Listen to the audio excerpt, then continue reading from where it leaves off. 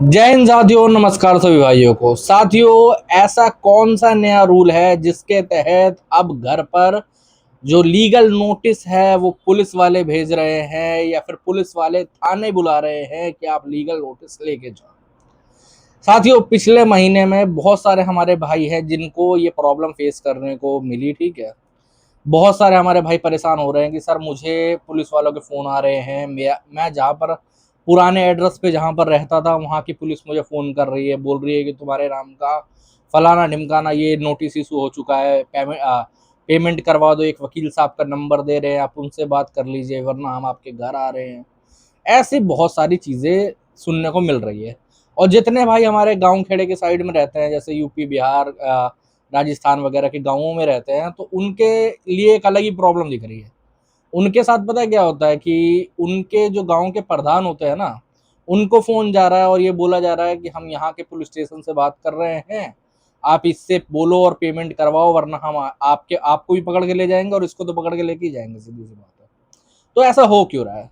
दरअसल अगर मैं एक शब्द में आप लोगों को कहूँ ना, क्लियर शब्दों में, ठीक है, तो ये कोई पुलिस वाला नहीं है। ठीक है, ये 100% तरीके से कोई नियम नहीं है, कोई कुछ नहीं है। दरअसल रिकवरी वालों के द्वारा ही अलग अलग टेक्निक लगा के आप लोगों को डराया जा रहा है, आप लोगों को प्रॉब्लम दी जा रही है। अब जैसे टाइम के साथ साथ कस्टमर अपडेट होते रहते हैं ना, जब वो लोग अपने अधिकारों के बारे में जानने लगते हैं, समझने लगते हैं, तो ये जो रिकवरी वाला है ये भी अपडेट होना स्टार्ट कर देते हैं। अब आज से कुछ दिन पहले क्या हुआ करता था कि लोग ऐसे ही फोन कर देते थे, रिकवरी वाले, कभी कभार पुलिस बन के, कभी वकील बन के। जब लोगों को समझ में आने लगा कि यार मेरे को पुलिस वाला लोन के बारे में बात क्यों करेगा, है ना, सीधी सी बात है, तो लोग समझ जाते थे वीडियो देख के या फिर किसी भी प्रकार से। बट अब क्या है, अब लोगों ने नया तरीका निकाल लिया। क्या नया तरीका निकाल लिया? अब ये लोग व्हाट्सएप पर पहले आपको नोटिस भेजेंगे। ठीक है, नोटिस क्या होगा? कुछ नहीं होगा, एक स्टैम्प पेपर साइड का, जैसे एक नकली स्टैम्प पेपर, उसके ऊपर लिखा रहेगा कि आपने लोन की पेमेंट वगैरह नहीं करी है, इसके लिए आपके ऊपर वारंटी शो हो चुका है। ठीक है, अब ज्यादातर लोग जो पढ़े लिखे होते हैं वो उसको समझ जाते हैं कि यार ये फेक है, कोई दिक्कत वाली बात नहीं है। ठीक है, बट उनके लिए भी एक प्रॉब्लम आने लगी आजकल। ये लोग भी अपडेट हो गए थोड़ा ज्यादा। ये लोग क्या करते हैं कि जैसे दिल्ली पुलिस की वेबसाइट हो गई, या दिल्ली क्या कहते हैं, जो आजकल दिल्ली से ही केसेस आते हैं ज्यादातर ऐसे। ठीक है, दिल्ली हाई कोर्ट की वेबसाइट हो गई, तो वो निकाल ली, उसके अंदर एक मैसेज बना दिया, एक एफआईआर नंबर डाल दिया, सारी चीजें कर दी। ठीक है, और वो करके आपको भेज दिया एक प्रॉपर फेक नोटिस बना के। ठीक है, उसके बाद आपका जो बैंक में एड्रेस पड़ा होगा, बैंक में या एनबीएफसी में जो भी एड्रेस पड़ा होगा, उस एड्रेस का ये लोग ऑनलाइन चेक कर लेते हैं कि वहां का थाना कौन सा है, जो मेन थाना कौन सा पड़ता है। उसकी फोटो निकाल ली थाने की।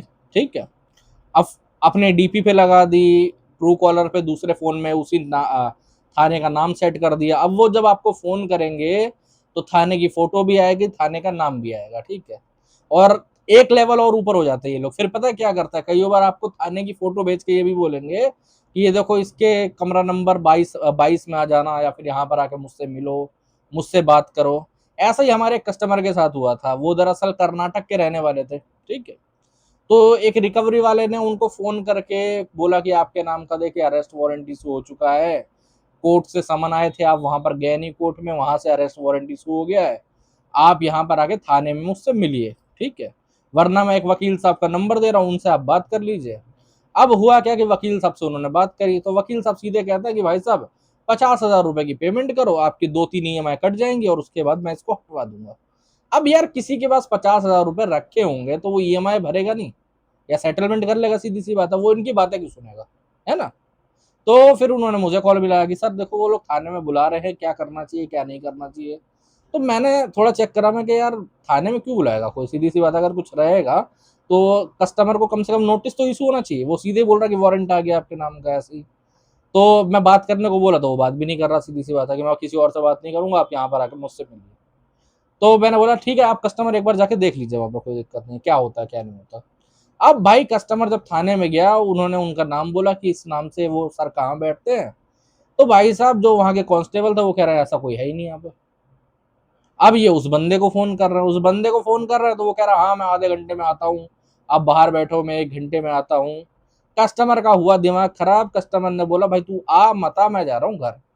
घर गए, कोई कॉल नहीं, कोई कुछ नहीं, कोई प्रॉब्लम नहीं। समझ रहे हो?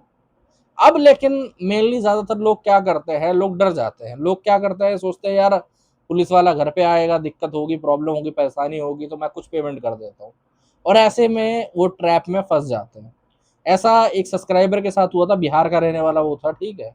अपनी ट्यूशन एजेंसी वगैरह वो चलाते थे, बच्चों को ट्यूशन वगैरह पढ़ाने का काम था। उनके साथ क्या हुआ कि उनको नकली फर्जी पुलिस बन के उनको व्हाट्सएप पर वीडियो कॉल के माध्यम से, मतलब अपनी स्क्रीन बंद करके वीडियो कॉल के माध्यम से उनको घंटे 2 घंटे अरेस्ट करके रखा। अब आप बोलोगे घंटे 2 घंटे अरेस्ट कैसे, जैसा मान लो आपको वीडियो चल रहा है, ऐसे उन्हें वीडियो कॉल पे बोला कि तुम यहाँ बैठे रहो, तुम बताओ तुम्हें क्या प्रॉब्लम है, तुम क्यों पे नहीं कर रहे, तुम्हारी ये लिखा जाएगा, तुम्हारी वो दर्ज होगी, सारी चीजें, ठीक है।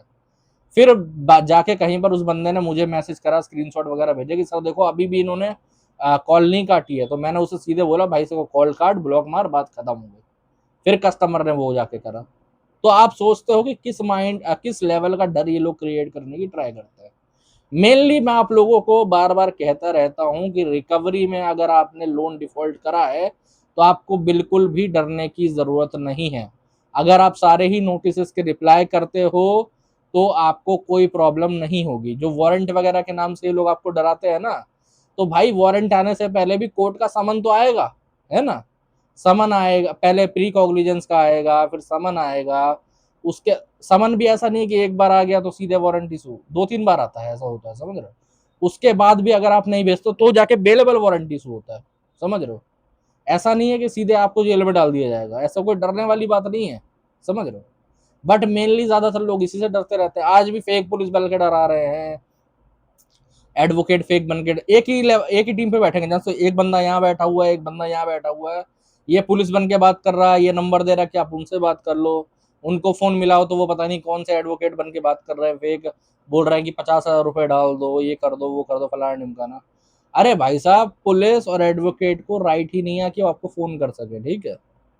हाँ, अगर कोई समन वगैरह, कोई बेलेबल वारंट आता तो पुलिस वाले फोन कर लेते कि भाई आके अपना ले जाओ यहाँ से, हमें इससे कोई मैटर नहीं है, ठीक है। बात वहीं पर खत्म हो जाती है। और जो एडवोकेट भाई साहब होंगे वो भाई साहब आपको लेटर भेजेंगे, वो सीधी सी बात है, वो आपको नोटिस भेजेंगे, वो आपको फोन करके परेशान नहीं करेंगे, उनका काम ही नहीं है फोन करना। कोई भी रिकवरी जो होती है ना वो थर्ड पार्टी एजेंसी के थ्रू होती है। उनका और जो बैंक की एडवोकेट की फर्म होती है उसका कोई लेना देना आपस में होता ही नहीं है। वो लोग इनको मुंह ही नहीं लगाएंगे रिकवरी वालों को। अरे भाई, रिकवरी वाले 10वीं फेल रिकवरी एजेंट सुअर कहीं के, जो बिल्कुल ही ठीक है, जो कि किसी की कोई प्रॉब्लम परेशानी समझते नहीं है, उनको एक एडवोकेट क्यों मुंह लगाएगा अपने, सीधी सी बात है ना। एडवोकेट का काम सिर्फ इतना है कि वो नोटिस का रिप्लाई भेजेगा, आप रिप्लाई भेजोगे तो उनको ले लेगा रिप्लाई, बस इतना काम है उनका, समझ रहे हो। तो डरने घबराने की जरूरत नहीं है। पहले कोई ऐसा खास नियम नहीं है।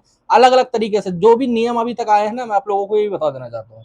एक नियम जो अपना जुलाई से स्टार्ट होने वाला है, वो नियम भी आप लोगों के तर्क पे है, ठीक है। मतलब कि आप लोगों को जो इलीगल रिकवरी से परेशानी होती है उससे बचाने के लिए, ना कि आप लोगों को प्रॉब्लम देने के लिए। मैंने देखा था बहुत सारे भाई रिकवरी वाले फेक फेक मैसेज डालते हैं कि 1 जुलाई से नियम चेंज हो गए हैं, तो फिर आपको पैसा पूरा भरना पड़ेगा, आपको ऊपर कोर्ट केस होगा तो कोर्ट में जाके पूरा पैसा भरना पड़ेगा। कई तो रिकवरी एजेंट इतने, मतलब क्या कहते हैं, दिमाग कम होता है उनके अंदर, वो लोग फोन करेंगे, कस्टमर को बोलेंगे कि तुम्हारे ऊपर हम लोग 138 मतलब चेक बाउंस का केस कर देंगे। अरे कस्टमर ने चेक दी ही नहीं तो चेक बाउंस का केस काहे का भाई। हाँ, ईसीएस बाउंस का बोले तो समझ में भी आता है। ये तो कुछ नहीं है, मैंने एक कस्टमर की कॉल उठाई थी पिछले कुछ दिन पहले, ठीक है। तो वहां पर जो मोहतरमा थी वो बोलती हैं कि देखो हम आपके खिलाफ डीआरटी में चले जाएंगे। मैंने मोहतरमा को पूछा मैडम कितने का लोन है, तो कह रही है 2,80,000 रुपए का। मैंने बोला भाई साहब आप एक काम करो, आप क्या, आपके बाप क्या, बैंक का बाप भी अगर है ना इस केस को डीआरटी में ले जाता है तो ये जो पूरा पैसा ये मैं अपनी जेब से भरूंगा क्लाइंट की जगह पे, समझ रहे हो। वो कर ही नहीं सकते, 20 लाख से नीचे वाला केस डीआरटी जा ही नहीं सकता।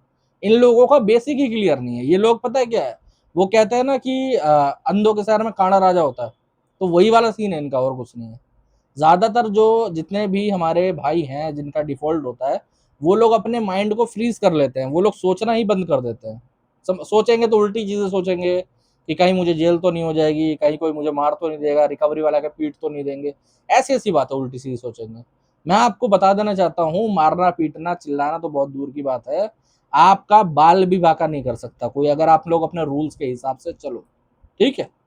आप अगर अपने अधिकारों को समझो, कंप्लेंट्स टाइम टू टाइम करो, आप लोग रिकवरी वालों की अच्छे से पिलाई करो, मैं तो कहता हूँ जेन्युइनली, समझ रहे हो? आप लोग रिकवरी वालों को अच्छे से ऑन कॉल दो, आपको कोई प्रॉब्लम कभी भी नहीं आएगी, ठीक है?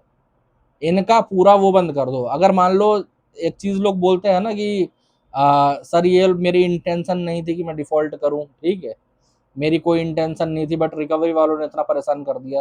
तो अब आप उन्हें बोल दो कि भाई तूने इतना प्रॉब्लम दे दिया, अब मेरी इंटेंशन ही हो गई, मैं ज़्यादा नहीं भरता। जब तूने मुझे 4 गाली फ़ोन पे दे ही दी है तो मैं भरने का ही नहीं, छोड़ दे, बात खत्म। समझ रहे हो? आप लोगों को ये चीज़ें समझनी होंगी, आप लोगों को अपने लिए लड़ना पड़ेगा, ठीक है? और साथियों आज के वीडियो में इतना ही। अगर वीडियो आप लोगों को अच्छा लगा हो तो चैनल को सब्सक्राइब कर लेना। अगर और कोई दिक्कत प्रॉब्लम परेशानी है तो ऊपर नंबर आ रहा है, व्हाट्सएप पर मैसेज कर सकते हो, ठीक है?